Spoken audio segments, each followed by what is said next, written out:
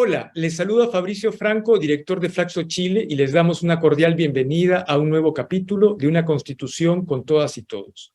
Agradecemos a quienes se conectan a este espacio de conversación que tiene como propósito conocer y entender la ahora propuesta de nueva Constitución para Chile, en la que podríamos llamar la recta final hacia el plebiscito de salida del 4 de septiembre.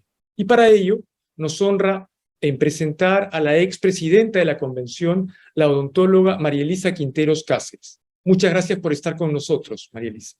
Muchas gracias, Fabricio, por la invitación. Un saludo muy afectuoso también a quienes nos acompañan. María Elisa, le correspondió liderar el proceso en la última etapa para la convención.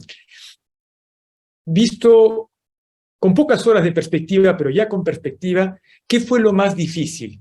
¿Y con qué se queda usted mirando en retrospectiva? Bueno, lo más complejo, creo yo, fue poder cumplir el cronograma, a poder hacer las modificaciones, adecuaciones necesarias para poder terminar en el corto plazo que se nos fue encomendada esta tarea. También tuvimos desafíos importantes para llevar a cabo, levantar desde el inicio la consulta indígena. Eso también fue un periodo muy clave en lo que fue mi presidencia. Y también lo comunicacional, que nos tocó implementar toda la estrategia, primero crear, desarrollar, implementar la estrategia comunicacional y que necesitó tiempo. Entonces creo que esos fueron los 3 desafíos más importantes que enfrentamos durante la segunda etapa de la convención. Porque no sé si todos nuestros oyentes son conscientes, pero fue casi un trabajo a destajo, ¿no? Ustedes estaban trabajando de lunes a sábado, de lunes a domingos. ¿Cómo era la dinámica de trabajo? Muy intenso, porque teníamos horarios formales, ¿ya? Donde hacíamos sesiones, deliberación, votación, aparte del trabajo de comisiones. Jornadas muy extensas, desde las 9 de la mañana hasta la 1 de la noche, a la madrugada, el otro día, y después al día siguiente vuelta al mismo training. Entonces tuvimos arduas jornadas y que las jornadas no paraban los fines de semana, porque si bien no había sesión el día domingo, muchos estábamos trabajando y preparando las indicaciones, las propuestas para la siguiente sesión. Entonces ha sido un continuo sin parar desde febrero, creo yo, desde que partimos con el tema de las votaciones. De acuerdo. En el discurso de cierre, ¿sí? Que tuvo usted, señaló, y permítame hacer la cita textual: sabemos que la propuesta es perfectible y esperamos que sea el piso mínimo. A su juicio, ¿hacia dónde debería caminar aquello que usted dice que es perfectible? ¿Cuáles son los puntos que cree que podrían tener un espacio de discusión y mejora, eventualmente? Bueno, en general creo que tiene que ver con cómo se va a hacer la implementación de esta propuesta, porque hay muchas cosas que dejamos a determinación de la ley, ¿ya? Por cosas de tiempo no alcanzamos a terminar de discutir y consensuar. Por ejemplo, algunos temas de educación, cómo va a ser la implementación de salud. Hay temas que quedaron ahí con un piso ya, un marco, que es el objetivo de la Constitución, pero sin embargo hay cosas que va a tener que ir resolviendo nuestro órgano democrático por excelencia, que es el Congreso. Entonces, claramente dejamos las bases, por eso digo que es perfectible, porque va a ser ahora otro grupo, otra generación, pudiésemos decir quizás, de esto de implementarse, porque va a ir lentamente, quienes van a ir perfeccionando y puliendo este trabajo, que es como una primera piedra, que es muy distinto a lo que tenemos, una primera piedra que nos permite ir construyendo en términos de lo que ya tenemos en la propuesta, que es una propuesta mucho más ecológica, con enfoque en derechos fundamentales, derechos sociales, con paridad, con democracia participativa. Entonces, es un piso mínimo donde podemos seguir avanzando como sociedad, y lo bueno que no hemos dejado una constitución pétrea, sino una constitución que permite ir acordando en base a la democracia, a esto de las mayorías, propuestas que permitan ir adaptándose a las nuevas generaciones o a la sociedad que tengamos en 10 o en 20 años más. Ahora, conversando sobre esto que usted llama ya por segunda vez los mínimos, estos mínimos que siente usted que están en la propuesta constitucional, ¿usted siente que son suficientes para consolidar una mayor equidad, que es lo que demanda la sociedad? ¿Son claramente distintos de lo que teníamos en la Constitución actualmente vigente? Exacto, son muy, muy distintos porque la Constitución actual no asegura en términos de derechos libertades. ¿Ya? Entonces, libertad a escoger, por ejemplo, en salud, elegir un sistema sanitario público-privado, pero no nos asegura la salud como el derecho humano que es. Entonces, la mirada completamente distinta es dejar en la Constitución este enfoque de derechos humanos como un mínimo, un piso mínimo común para las personas que habitamos este territorio, y de ahí que cada uno vaya construyendo en base a sus oportunidades, hacia las posibilidades, pero sí un mínimo de dignidad, que es lo que finalmente nos motivó en octubre a expresarnos y a manifestarnos pacíficamente para decir, no podemos seguir viviendo de esta manera. Una pregunta, si me permite, personal. Usted es odontóloga de formación, ¿es correcto? Usted no viene del mundo de la política. ¿Cómo así María Elisa Quinteros decidió hace, no sé, 2 años y medio, hace 1 año y medio, decidió involucrarse en una elección, ¿sí? Para ser convencional? ¿Cómo así? ¿A qué voces cree usted estar interpretando? Bueno, lo primero es decir que mi formación de pregrado es odontóloga, pero he estudiado posgrado, magíster y el doctorado en salud pública.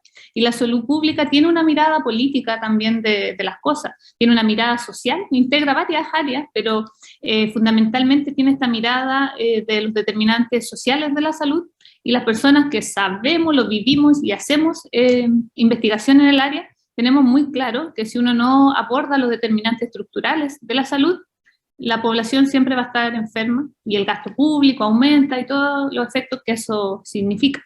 Entonces, cuando yo regreso al Maule, luego de mi doctorado, ya no me dedico a la odontología, me dedico a la epidemiología ambiental, al efecto que tiene el ambiente sobre la salud, principalmente la gestante y su recién nacido. Entonces, cuando regreso a la Universidad de Talca, después de mi formación doctoral, consciente de ese vínculo que hay que hacer entre ciencia y ciudadanía, me empiezo a involucrar en organizaciones ambientales. Y de ahí nos pilla el estallido social y nos empezamos a organizar con la sociedad civil y creamos una asamblea de organizaciones sociales. Y de ahí se levanta mi nombre como potencial candidata porque faltaba mujeres en la lista. Ese fue el argumento. Faltaban mujeres, entonces como ya tenía una base social, porque yo había pensado ya, con mi alto grado de formación que he alcanzado, las oportunidades que he tenido por la sociedad, yo puedo contribuir a este proceso constituyente. Eso lo pensaba yo, pero decía, si esto sin representación no tiene sentido, porque yo tengo mi espacio en la academia, en los congresos, en las publicaciones, para decir lo que yo pienso o lo que yo espero. Pero esto era algo mucho más grande, que uno necesitaba representar a un colectivo, a un grupo, y se fue armando espontáneamente esta organización, que es la Asamblea Popular por la Dignidad, que es mi organización de base, que es una articulación de organizaciones sociales en Talca. Ahora me doy cuenta, la presidencia y la vicepresidencia en estos 6 meses ha estado a cargo de dos doctores, o en todo caso, 2 expertos en temas de salud pública, ¿sí? Saludistas conformados en la misma escuela, en la Escuela de Salud Pública, doctor Salvador Allende. Los dos, en distintas generaciones, yo soy mayor que Gaspar, pero en la misma escuela, o sea, comprendemos la vida de manera muy similar. Gracias. En una constitución con todas y todos estamos junto a la ex presidenta de la convención, María Elisa Quinteros Cáceres. María Elisa, una consulta a propósito de sus respuestas anteriores. ¿Cuál es el espacio que han tenido organizaciones de la sociedad civil para efectivamente incidir, modelar o influir en el desarrollo de alguna de las propuestas que finalmente tomaron la forma de artículos o incisos de artículos? Sí, bueno, la participación en general fue, creo, clave en este proceso, y por lo que me han comentado abogados constitucionalistas, es muy distinto a lo que ocurrió en otros procesos constituyentes del mundo. Acá tuvimos, bueno, la iniciativa popular de norma, pero también las y los constituyentes trabajamos con organizaciones sociales las propuestas de normas de los derechos fundamentales. Por ejemplo, en salud, con organizaciones de funcionarios, funcionarias de esa área, organizaciones de pacientes, alrededor de 40 organizaciones dedicadas al mundo de la educación.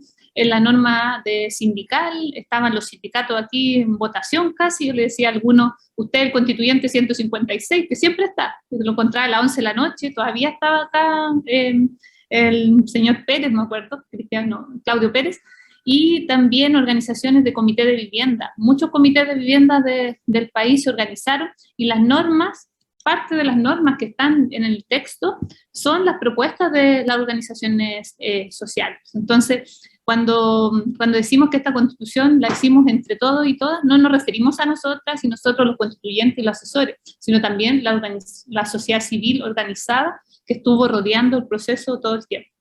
De ser aprobada la propuesta constitucional en septiembre,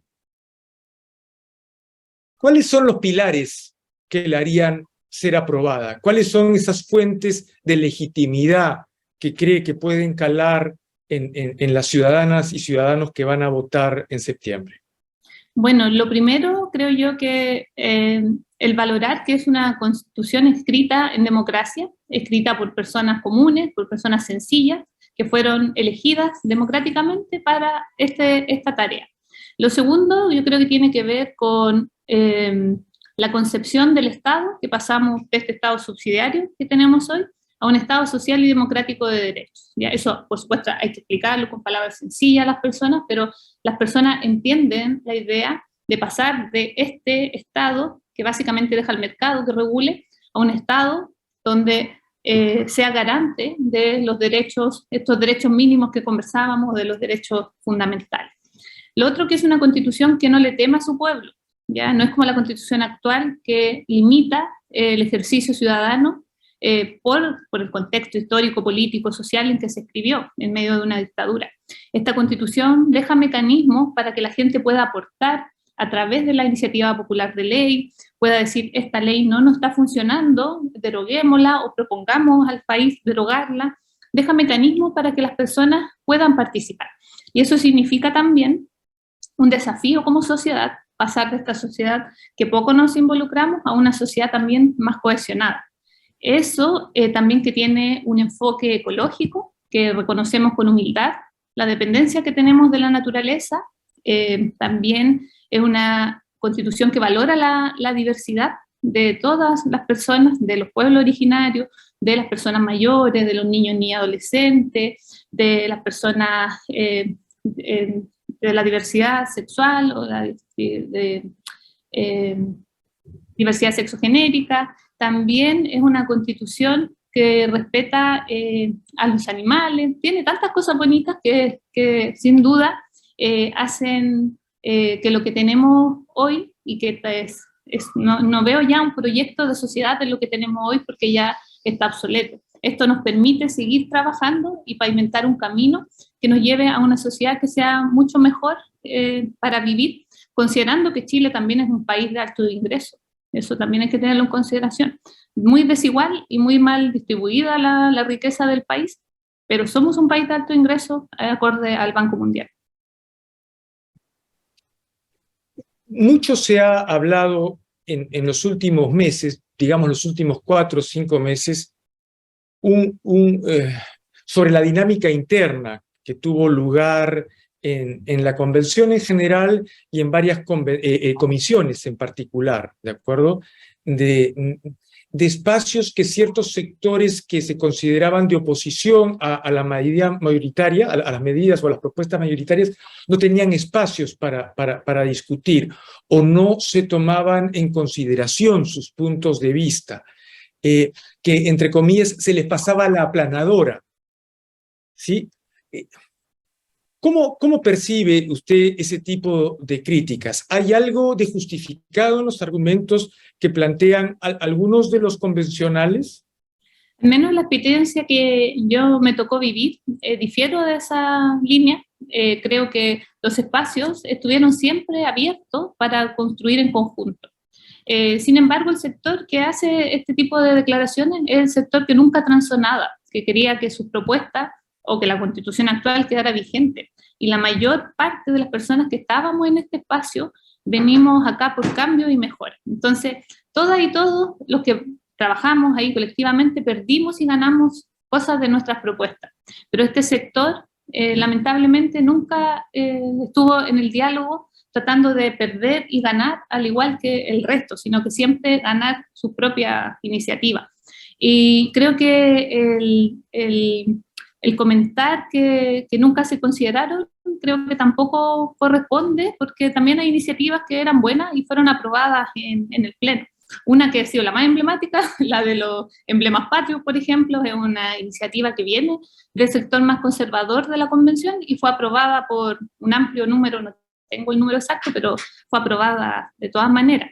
Entonces, creo que justo también este grupo tiene mucho más presencia en los medios de comunicación e instala de mayor manera, mucho más fácil, temáticas que el resto de los convencionales, sobre todo los que venimos del mundo independiente, que queda un poco relegado, y que hemos estado todos estos meses muy ocupados trabajando, despreocupados un poco de hacer campaña o de instalando temas en la opinión pública.